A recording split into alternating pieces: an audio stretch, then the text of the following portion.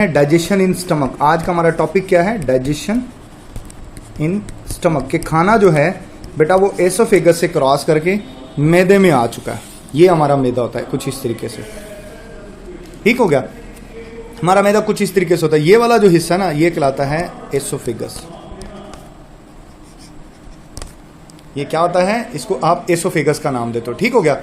अच्छा, इसी तरह ये जो यहाँ से जो खाना एंटर होता है, ये वाला जो एक वाल होता है, इसको कहा जाता है कार्डियक स्फिंक्टर।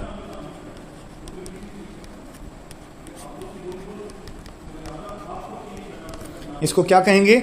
इसको कार्डियक स्फिंक्टर कहेंगे। इसी तरह ये वाला जो हिस्सा होगा ना, ये वाला हिस्सा, इसको कहेंगे पाइलोरिक स्फिंक्टर।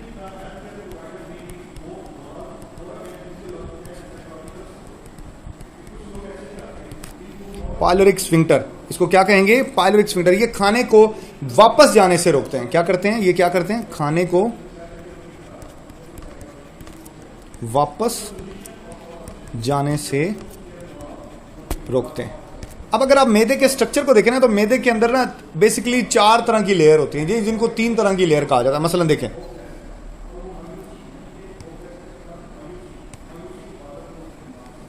एक ये सबसे बाहर वाली लेयर होती है, ये ना ऐसे,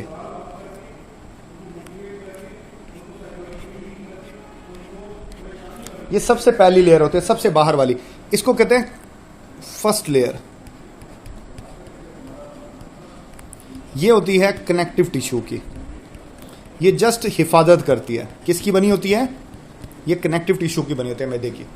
जबकि दूसरी जो लेयर होती है, जिसको मिडल लेयर कहते हैं, ये वाली जो रेड कलर में, ये वाली मिडल लेयर, ये सेकंड लेयर है। ये इसमें मसल्स होते हैं।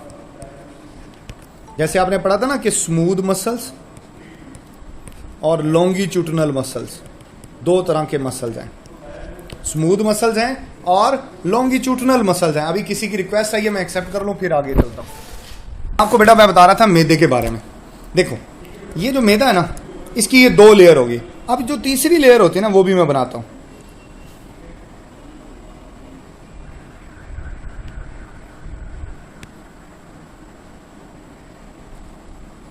तीसरी लेयर ना यूं अंदर होती है।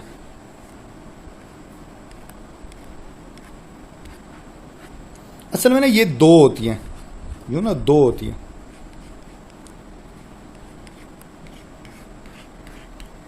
ये वाली जो लेयर है ना, ये वाली, ये कहलाती है सब म्यूकोसा लेयर। और ये जो सबसे अंदर वाली होती है ना, ये कहलाती है म्यूकस लेयर, या इसको ग्लैंडुलर लेयर भी कहा जाता है। ये ग्लैंड्स होते हैं इसके अंदर ना, इसके अंदर ग्लैंड्स होते हैं। तो कुछ कहते हैं 4 लेयर होते हैं, जबकि असल में ना ये दोनों मिलके ये एक ही लेयर होती है। सब म्यूकोसा और म्यूकस लेयर ये एक ही होते हैं। तो 3 लेयर होगी, पहली, दूसरी और ये तीसरी। ये 3 लेयर के ऊपर मुश्तमिल होता है मैदा। अब ये जो अंदर वाली लेयर है ना, ये क्या करती है, ये मैं आपको समझाता हूं। देखें, ये अंदर वाली लेयर क्या करेगी, बात समझने वाली है। जो सबसे इनर लेयर होती है, जिसको आप जो है बेटा वो आपने नाम दिया ग्लैंडुलर लेयर का। ग्लैंडुलर लेयर, इसमें ना 3 तरह के ग्लैंड होते हैं। सबसे पहला ग्लैंड होता है, उसको कहते हैं म्यूकस ग्लैंड। कौन सा ग्लैंड होता है बेटा? उसको म्यूकस ग्लैंड करता है। ये म्यूकस पैदा करता है, म्यूकस। अब म्यूकस क्या करती है? मैदे की अंदर वाले हिस्से की हिफाजत करती है।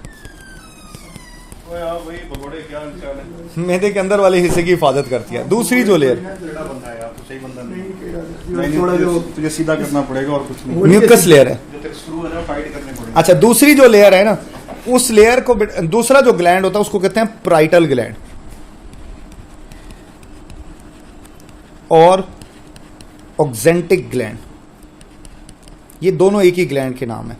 ये पैदा करता है जो मैदे में जो तेजाब होता है ना, HCl, वो यही पैदा करता है। तीसरा जो ग्लैंड है ना, उसको कहते हैं जाइमोजन ग्लैंड। ये नाम याद करने हैं आपने, जाइमोजन और चीफ सेल भी इसका नाम है। किसी भी नाम से पेपर में आ सकता है। ये बेटा पैदा करता है पेप्सिनोजिन। ये प्रोटीन को हजम करने वाला एक एंजाइम होता है। किसको कहते हैं? प्रोटीन को, गोश्त वगैरह जो खाते हो ना उसको हजम करता है। प्रोटीन को हजम करने वाला ये एंजाइम होता है। तो बेटा ये याद रखना आपने, जाइमोजन जो है ना। अच्छा, अब ये जो पेप्सिनोजिन है ना, पेप्सिनोजिन ये इनएक्टिव हालत में पैदा होती है।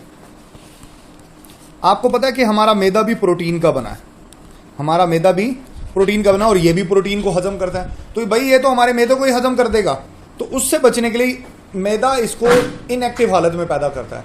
जब खाना आएगा ना, खाना आएगा, खाना पैदा करवाता है HCl और वो HCl इसको इनएक्टिव से एक्टिव में बदल देता है, पेप्सिन। ठीक है ना? जैसे ही खाना खत्म होगा HCl कम हो जाएगा और ये पेप्सिन दोबारा पेप्सिजिन में बदल जाएगा। बात को समझा आपने? चले, ये चीजें थी ग्लैंड्स कितनी तरह के होते हैं, ये याद करने आपने। फिर मैदा काम क्या करता है? फंक्शन ऑफ स्टमक क्या होता है? फंक्शन ऑफ स्टमक यानी मैदा क्या काम करता है? पहला काम मैदे का वो होता है स्टोरेज ऑफ फूड। खाना थोड़ी देर के लिए जखीरा करता है। कैसे? देखिए इसकी मैं बताता हूं एग्जाम्पल। अब मैदा कैसे खाना स्टोर करता है? देखो बेटा, आप खाना खा रहे हो, अब खाना आप लुकमा बाय लुकमा खाते हो। ऐसे ही होता है ना कि खाना जो है ना वो आप बाइट बाय बाइट खाते हैं। मैं खाते हैं खाना, आप खाते हैं कि बाइट बाय बाइट, एक लुकमा फिर दूसरा लुकमा फिर तीसरा लुकमा। आप यूं नहीं होता कि सारे का सारा खाना इकट्ठा ही मुंह में डालें, ऐसा तो नहीं होता, बाइट बाय बाइट खाते हैं। तो अब ऐसा नहीं होता कि मैदा हर लुकमे को अलग अलग हजम करेगा, नहीं, ऐसा नहीं होता। आप खाना खाते रहते हो और मैदा जब तक आप खाना पूरा नहीं खा लेते उस वक्त तक मैदा खाने को स्टोर करता रहता है। जब मैदा मुकम्मल फिल हो जाता है तो आपको पता लग जाता है आपका पेट भर गया, तो आप खाना बंद कर देते हो। जब आप खाना बंद कर देते हो अब मैदा खाना हजम करना शुरू करेगा। जब आप मुकम्मल खा लेते हो उस वक्त तक मैदा खाना स्टोर करता है, उसके बाद मैदा खाना हजम करना शुरू कर देगा। मेरी बात को पिक किया आपने? तो कुछ देर तक जो है वो मैदा खाने को स्टोर भी करता है। चले आगे चलते हैं नेक्स्ट। तो यहां से ये बात आपको समझ आ गई। अच्छा, कभी आपने फील किया कि आप खाना खा रहे हैं, आप खाना खा रहे हैं और खाना खाने के दौरान अचानक आपको एक फोन आ गया, आपने फोन पे कॉल अटेंड की, 5 मिनट 10 मिनट लग गए वो बात करते करते, उसके बाद दोबारा आप खाना खाने लगे, आपको खाना अच्छा नहीं लग रहा। या आप खाना खा रहे हैं, घर के दरवाजे की बेल बजी, आप चले गए दरवाजा खोलने के लिए, वहां कोई दोस्त था, आपने उससे 2-4 मिनट बात की, वापस आए तो अब आपको खाना अच्छा नहीं लग रहा। ये क्या वजह है? क्यों खाना अच्छा नहीं लग रहा? क्योंकि बेटा आपको खाना इस वजह से अच्छा नहीं लग रहा क्योंकि जब आप खाने के अंदर गैप ले आते हो, मैदा ये समझता है कि आपने खाना इतना ही खाना था। जब आप गैप ले आते हैं ना तो मैदा खाना स्टोर नहीं करता, मैदा खाना हजम करना शुरू कर देता है। और जैसे ही मैदा खाना हजम करना शुरू करेगा आपके खून में ग्लूकोज का लेवल बढ़ जाएगा, और जैसे ही ग्लूकोज का लेवल इंक्रीज होगा आपके अंदर जो भूख की तलब थी वो खत्म हो जाएगी। खाने का जायका भी भूख की तलब के साथ होता है।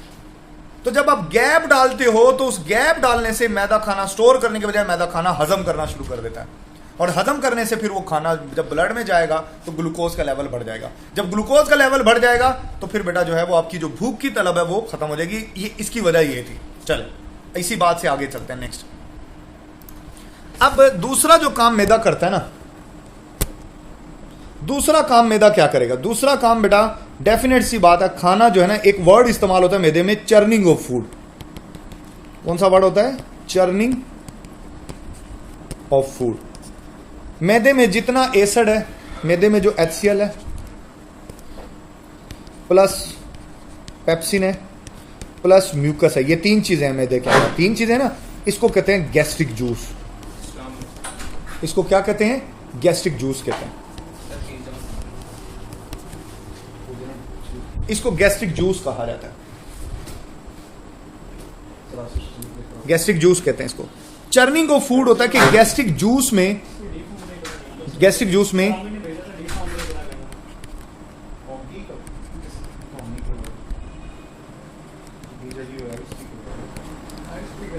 जूस का खाने में मिक्स होना, उसको जो है बेटा वो जो है चर्निंग ऑफ फूड कहा जाता है। ये दूसरा काम होता है। तीसरा काम होता है डाइजेशन, खाना हजम भी करता है। देखो मैंने कहा था ना, प्रोटीन जो होती है ना, प्रोटीन इसके ऊपर पेप्सिन काम करेगी और ये प्रोटीन हजम हो जाएगी। प्रोटीन ना आपके गोश्त में होती है, ये डाइजेस्ट हो जाएगी। तो मैदा जो है बेटा डाइजेशन ऑफ फूड का काम भी करता है। मैदा क्या करता है? डाइजेशन ऑफ फूड का काम भी करता है। यहां पर हमारा मैदे वाला पार्ट हो गया मुकम्मल। यहीं से आगे इंशाल्लाह हम कल चलेंगे। यहां से कोई सवाल है तो बेटा पूछ लो।